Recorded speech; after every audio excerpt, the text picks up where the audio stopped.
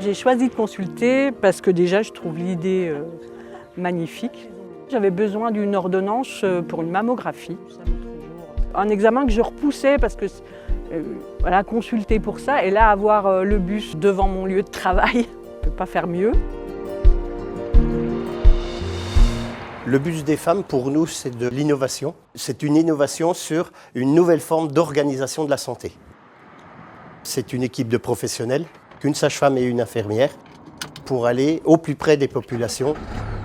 Les soins qui sont faits au sein du bus, c'est des consultations gynécologiques, suivi, pause, retrait et prescription de contraceptifs. Il y a de la prévention au niveau des IST. On peut faire des prises de sang dans le bus, prélèvements vaginaux. C'est bien, ça y est, enfin, il est arrivé. Oui. Ce bus, il vient complémenter une offre qui est déjà existante sur le territoire. Ça s'appelle de l'aller vert.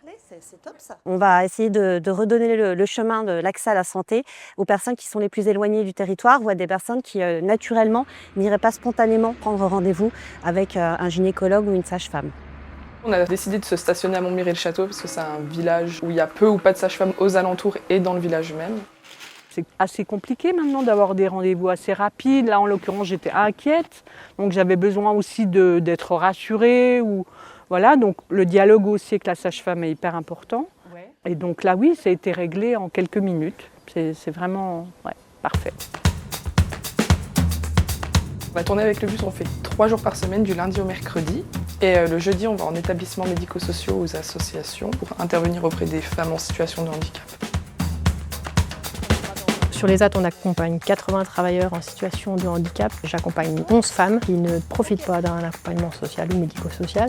Il y en a 6 qui ont bénéficié d'un rendez-vous. Le rendez-vous s'est bien passé. Avec l'infirmière, elle a fait l'attention. Elle a regardé si tu bois de l'alcool, non. Si tu es allergique, non, je ne suis pas allergique. Parce que j'ai une neurologue à Lens.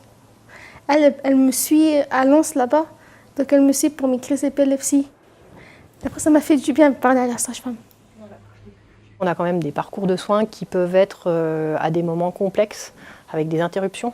Ces interruptions peuvent être complexes et durables. Le bus, en fait, il crée cette opportunité et il permet de remettre les patientes dans une continuité de soins. Vraiment, c'est un projet collectif. C'était important, en tout cas, pour nous de faire effet levier, en tout cas pour la délégation aux droits des femmes, de faire effet levier aux côtés de l'ARS pour que ce bus il puisse naître.